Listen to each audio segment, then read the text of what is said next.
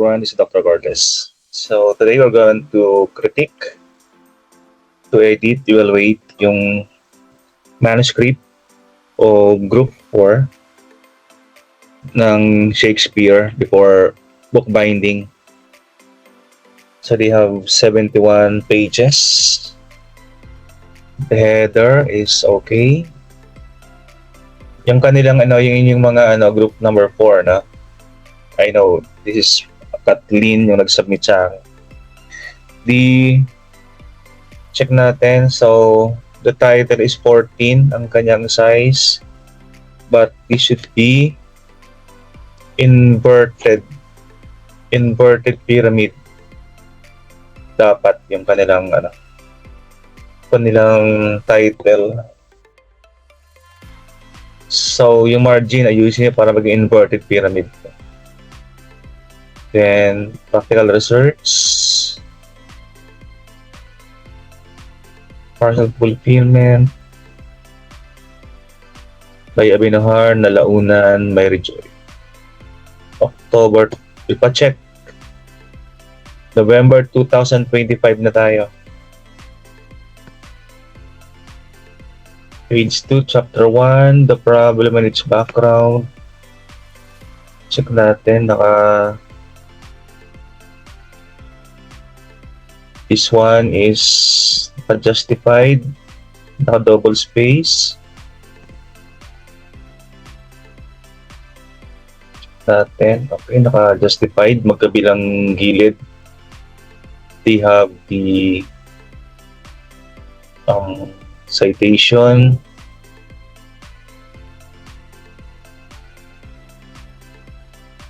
With citation, so far okay yung karang introduction. The length is okay. Background of the study. The background of the study, first paragraph should mention the problems. First paragraph should mention the background, the history. The second paragraph should mention the issues and problems. So that is correct. Issues.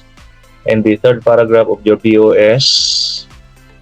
Wala kang third paragraph. The third paragraph of your BOS should be the output. So kulang to. You only have two paragraphs for the background. So you add the third paragraph, that is the output or the result of the study. Theoretical framework. You should have a framework here. And the framework should be discussed.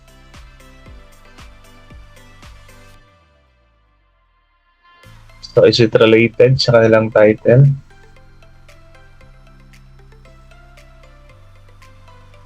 Check here yan.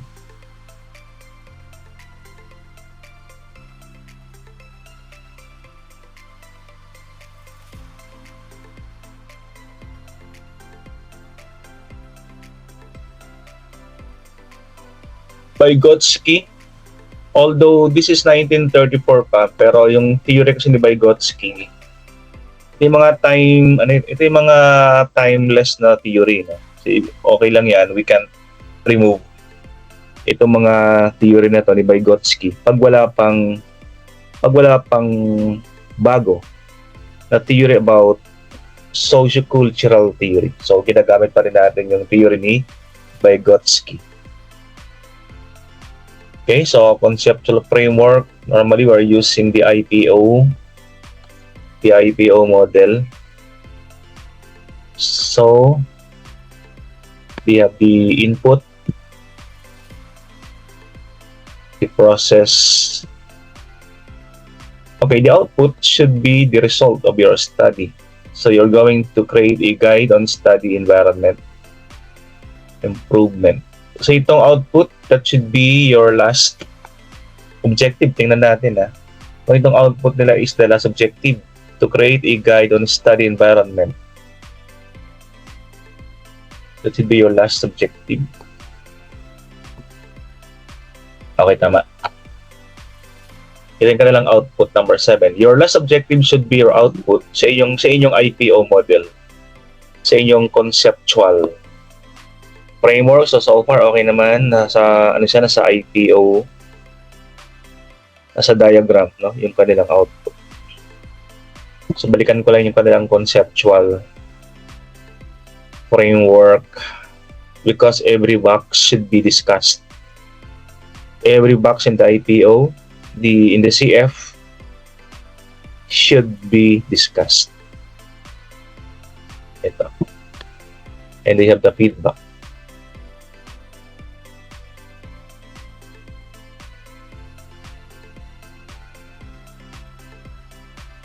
So the feedback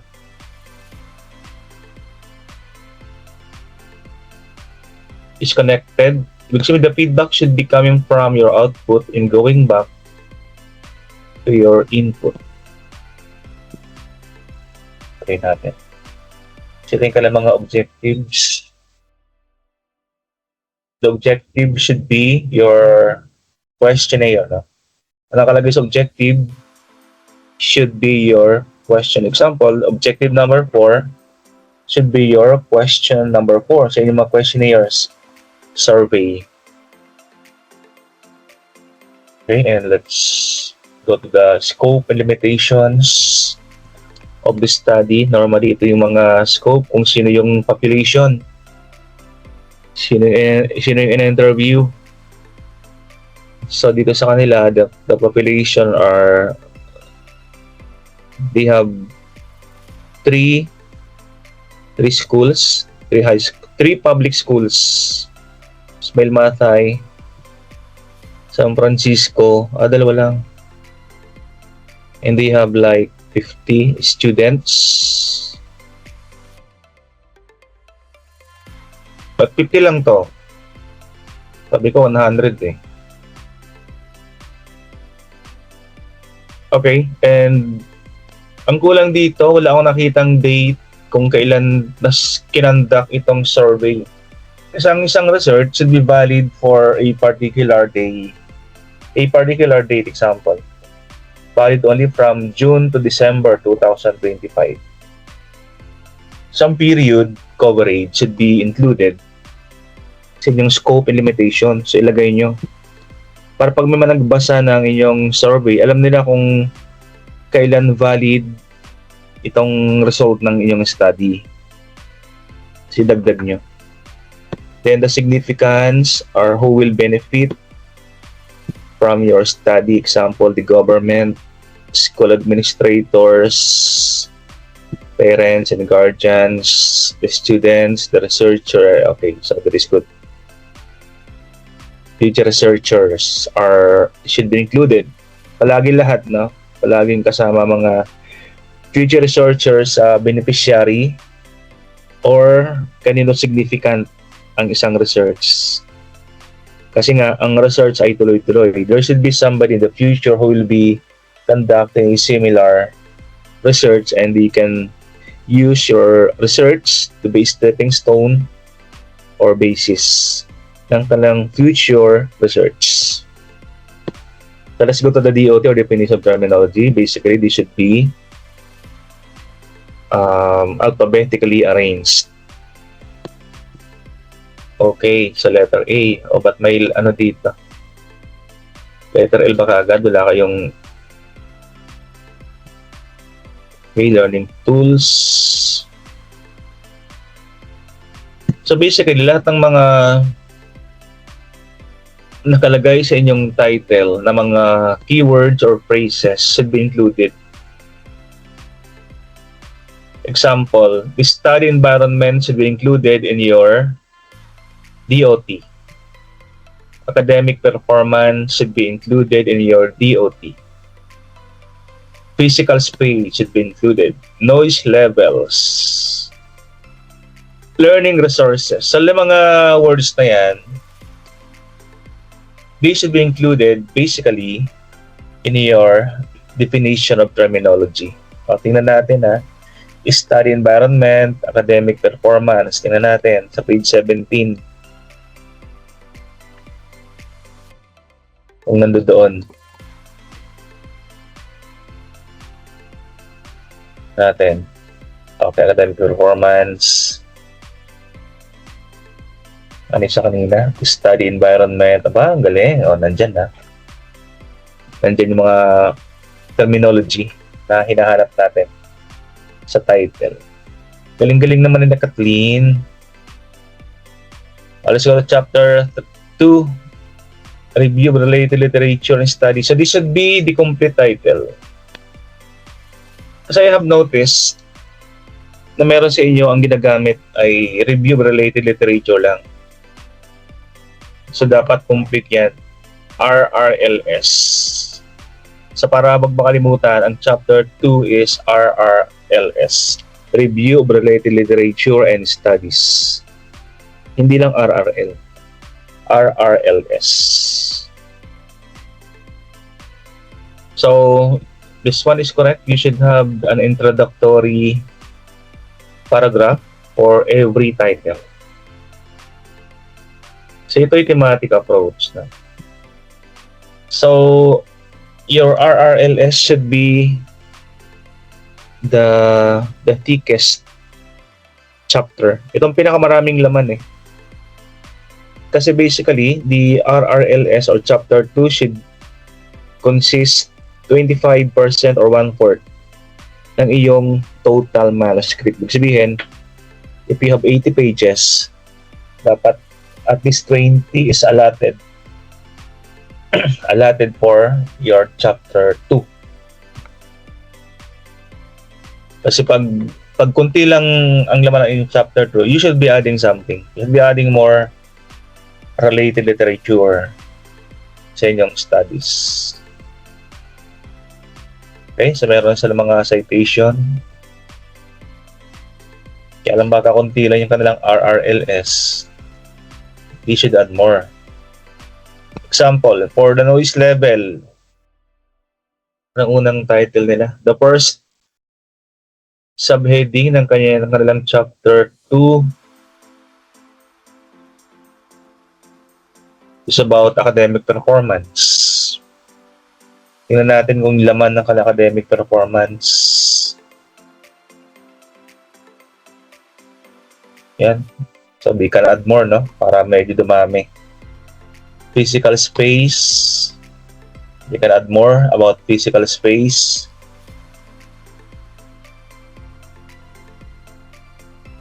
You can add more access to learning resources. Medyo marami kasi. Yan. So, kunti lang ka ng chapter 2. So, they can add more. Paabutin mo lang ng 80 pages. And the research methodology. Method, population, sample size, sampling. Pa-check kasi nakalagay dito sa inyong description respondent 100.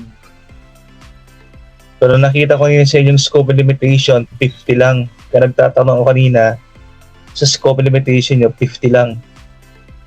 Pero dito 100. Alin ang totoo.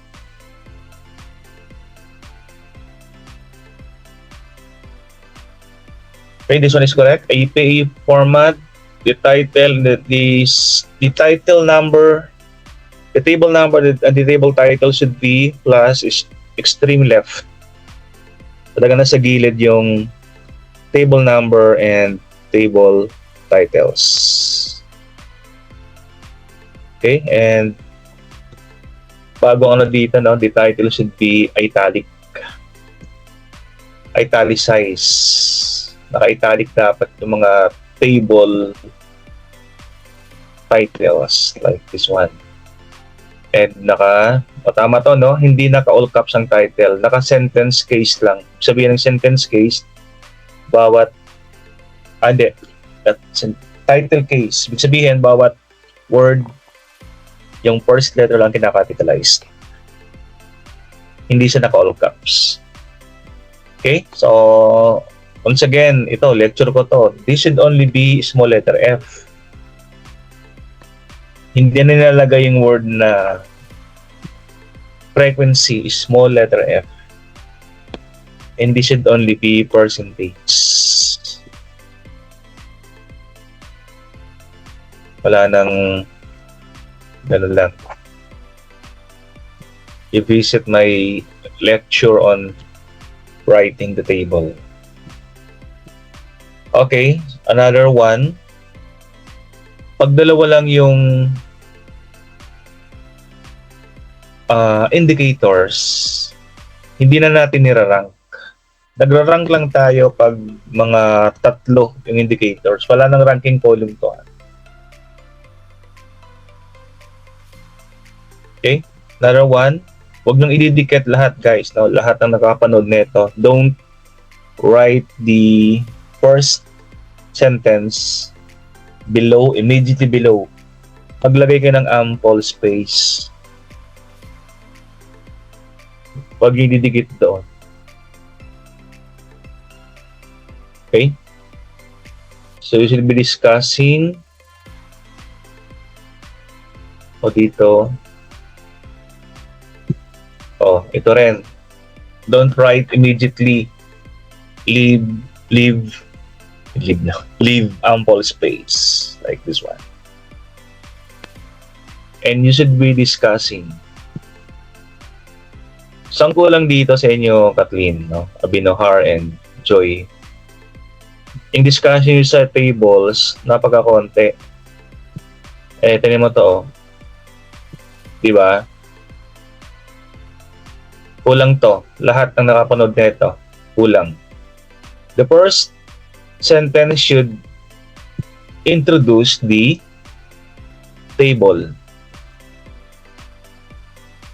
The second sentence should mention the ranking or yung pagkakasunod-sunod, sino pinakamarami.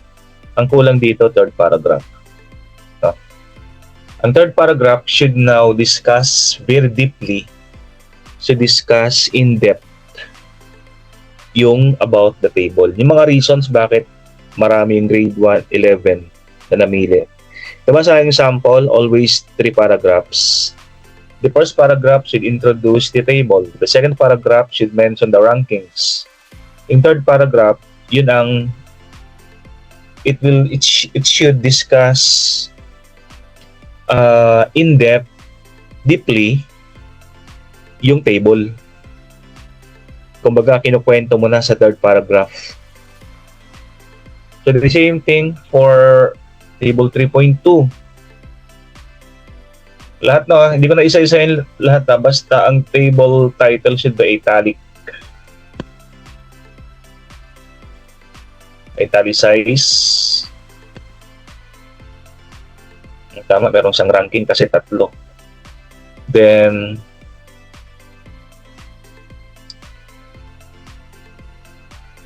kulang pa rin ng inyong, kasi pag sinabing in-depth, dapat very deep yung narrative, very deep yung discussion about the table. That should not only be superficial. You should analyze.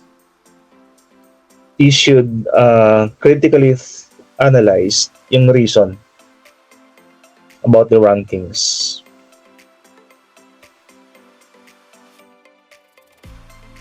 Tingnan natin yung kanilang So, okay, research instrument use, questionnaire, survey, and interview.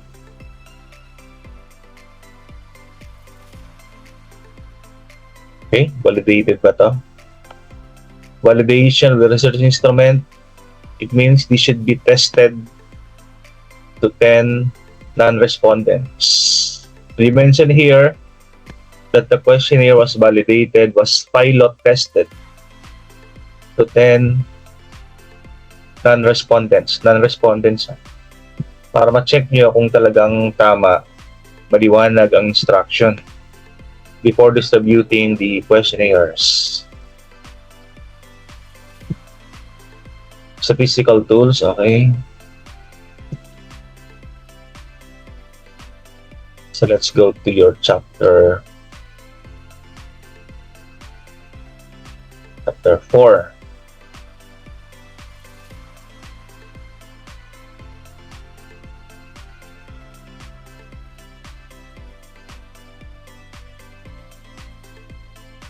Chapter 4 should be at the middle.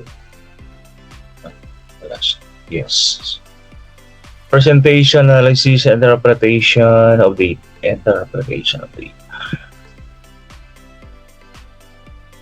table 4.1. So, ganoon din, no? Tingnan yung table 4.1. Sana introduction. Hindi kayo, kung dapat consistent kayo. So, yung sa table sa chapter 3, meron kayong introduction eh. So, andito introduction ng ng table, hindi kayo consistent. But ito nandito? Kulang. Di ba sabi natin, every discussion sa ilalim ng table should have 3 paragraphs. The first paragraph should introduce the table. Second paragraph should introduce the rankings, the percentage. Third paragraph should discuss yung discussion. So, 3 paragraphs palagi yan. Itong sa inyo kulang, nawawala. So, look at my example. 3 paragraphs, lahat ng nakapanood nito. The discussion below your tables should have 3 paragraphs. Ito, maikli lang to. Ibig sabihin, ito lang discussion for the table. So, dapat malalim ang discussion. So, lahat ng tables nyo, ganun. Baka, ito, kulang to. Napagkakonti ng mga discussion nyo. Lahat ng groups napagkakonti ng discussion. Pag ito ay konti lang, ibabalik ko talaga sa inyo.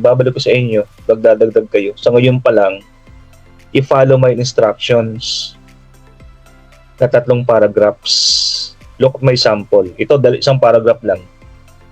Parang pinakilala mo lang dito yung table. Wala kang mga discussion eh.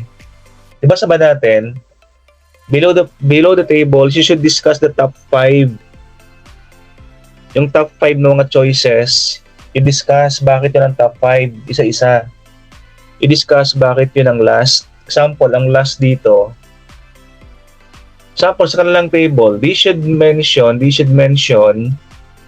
reason out or discuss. Yung mga reasons, bakit top 1 yan? Bakit top 2? You'll mention bakit ang isang indicator ay bakit siyang last. Yan nilalagay sa table. Below the table. Okay, objective. So, ang table, by the way, the table should be, diba chapter 4 tayo?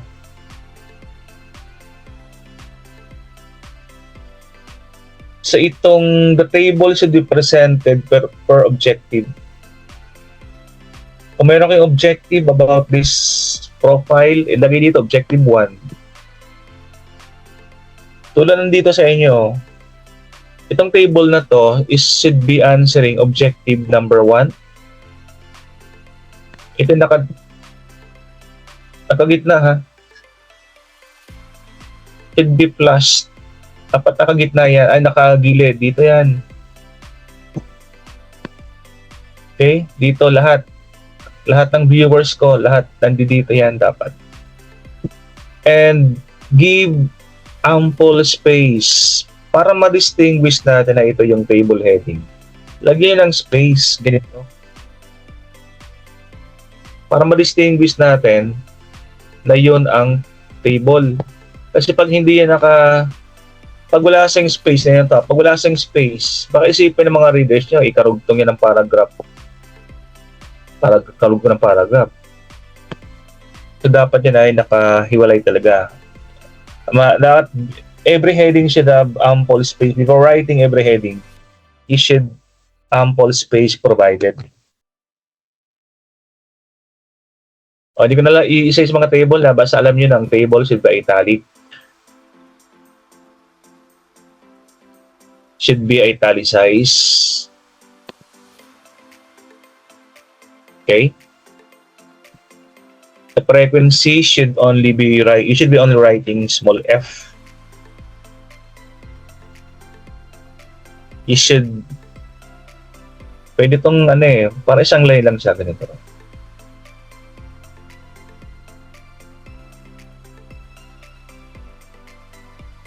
Para ito pwede mong urong.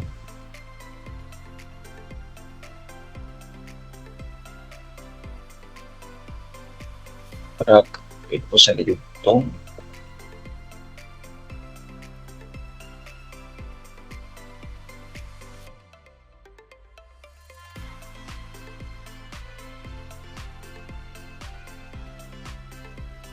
That's one.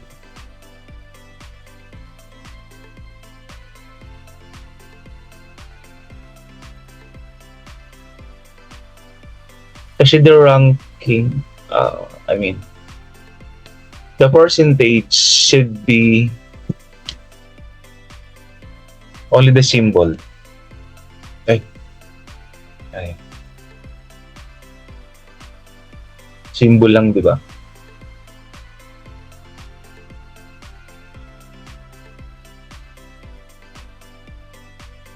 Ito, pwede naka-justified left.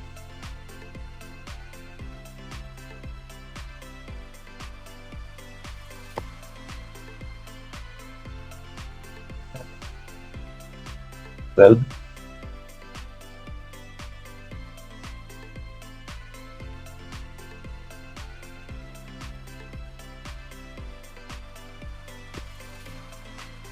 okay, so the ranking, so ganun din sa ranking ito. Itong discussion nyo, once again, ganun, lahat ng, hindi ko na isa-isahin lahat to, but all your discussion below the table should be consisted of 3 paragraphs. Masyadong may discussion nyo. Kaya pala 71 pages lang kayo eh. Diba sabi natin, every ranking should be discussed. Bakit rank 1? Isang paragraph, isang discussion for rank 1, isang discussion for rank 2, ganun. So napaka-iklan yung discussion, no? Napakababaw. Dapat very deeply, in-depth. So ganun din dito ha. Naka-plus to the left yung table number and table title.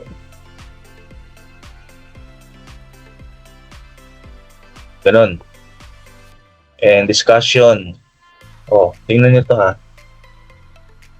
You should be discussing here yung top 5.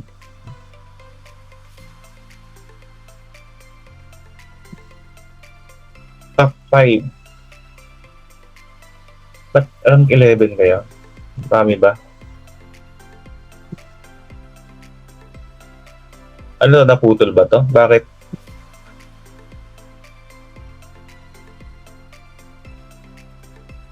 O rank 1 to? Ba't rank 11? Rank 1? Pa-check, ba't meron ko yung rank 9?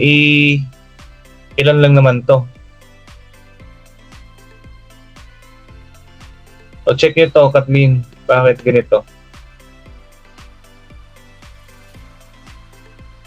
Itong agree na word, dito mo ilalagay yan. Diyan. Coverage. So i-check nyo ha. Di ko to, di magbubookfind, maraming mali nyo. Anong rank to? Check nyo to. Ikulay pula ko to. The discussion sa ilalim, marami dapat yan. Dagdagan.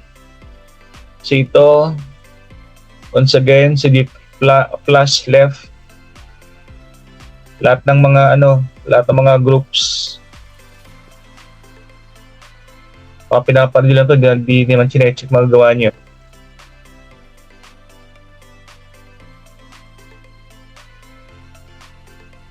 Tally.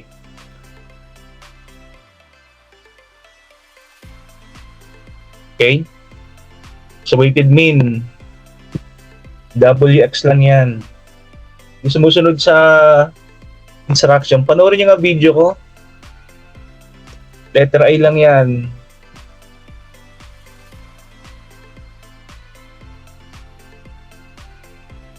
Itong agree, tanggalin.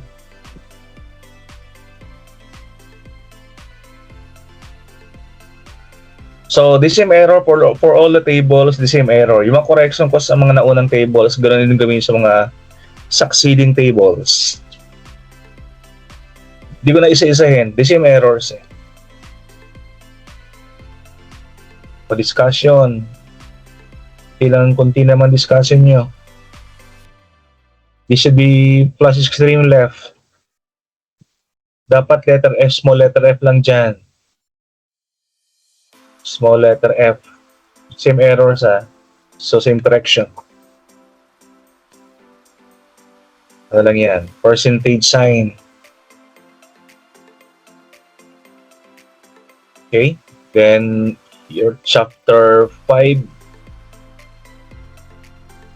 Summary conclusion. So, anong nakalagay sa inyong title? Yan ang unang pinipresent.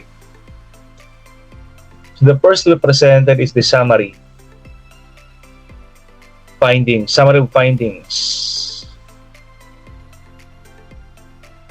So, kaya nga tinawag sa summary, sinasummarize pa lang yung yung nakalagay sa table. Example, yung table number 1 should be yung finding number 1. Ganon, no? Basically. Table number 2 should be your finding number 2. So, if you have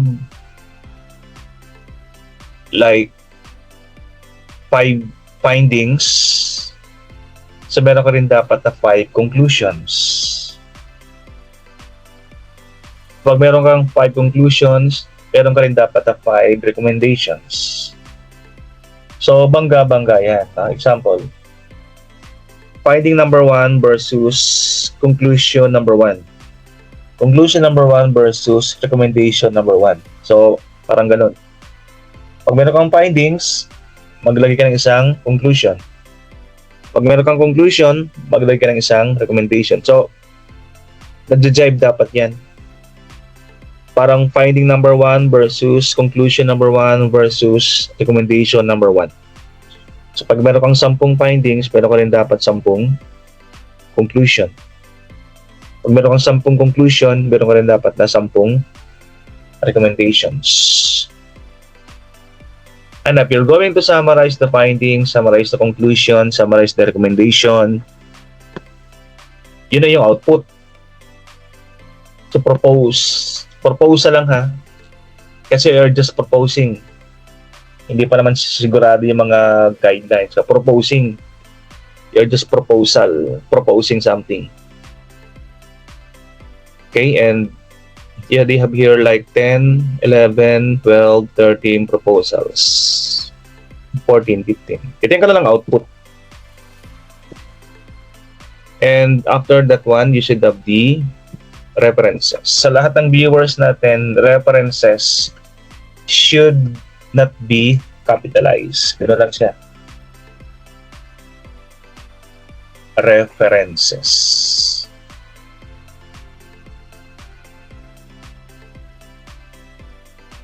Okay, error dito lahat kayo. Double space lahat ng references. Double space. Pag dinouble space natin yan,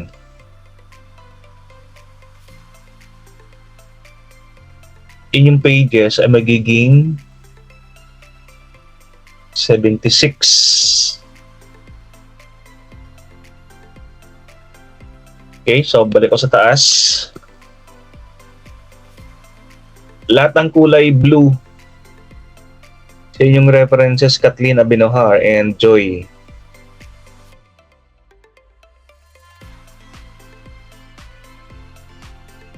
Tanggalin lahat ng kulay blue. Dapat ang font color should only black.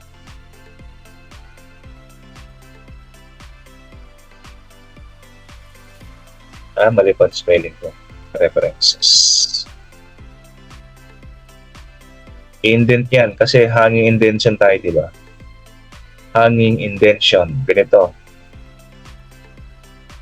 Yung books dapat nandoon sa margin.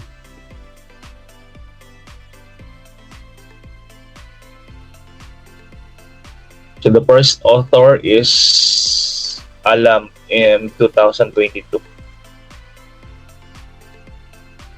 Yung pangalawang author ay si Swargiari. So dapat yan, naka-indent din dyan.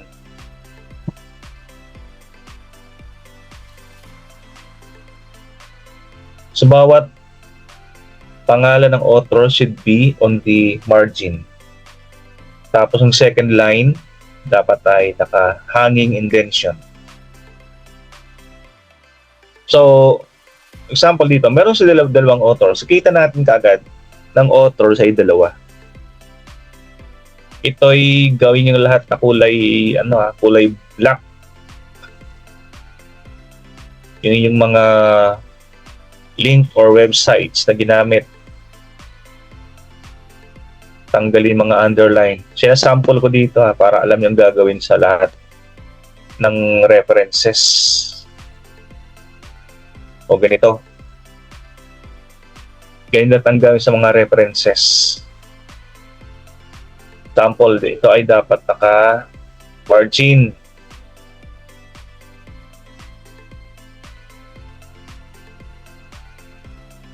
Okay, ito ay naka-indent kasi part siya ng author number 1. Tapos naka-kulay black lahat and remove the underline. Pag nagkulay red, ibig siya error yan. So itatama nyo na. Sample, ayan o.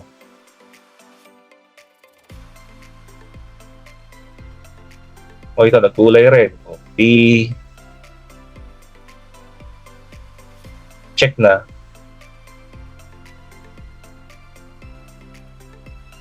So hindi ko na i-correct lahat. Kaya magko-correct.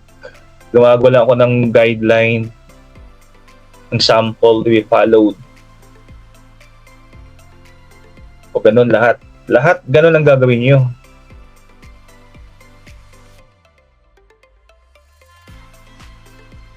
Okay, let's go to the appendices section. So marami kayo i-correct na mga references. Okay, so the appendices should be always written on a new page.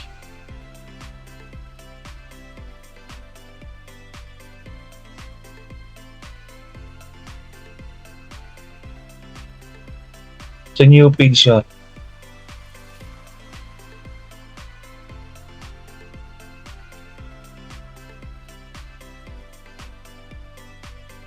Okay.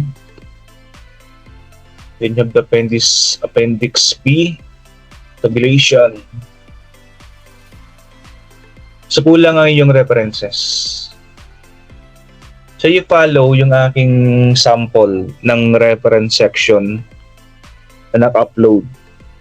Kasi ang iba pang idadagdag na appendices, yung proofreading, certification of grammarian, the photo documentation, wala kayo. Ano pa? The letter, may letter na, no? Yung inyong mga CV, yung curriculum vitae nyo, mga CV. So follow my sample kung ano nakalagay sa appendices section. Okay, that would be it for group number 4. So you watch this video repeatedly, no? Lahat ng mga groups, the errors of group number 4 might also be your own error. So para ma-check nyo na. Kasi group number 4 na nagpadala sa akin ng manuscript to be corrected. So sila ma-check ko. Bye everyone. So subscribe sa aking munting channel, guys. Maraming salamat.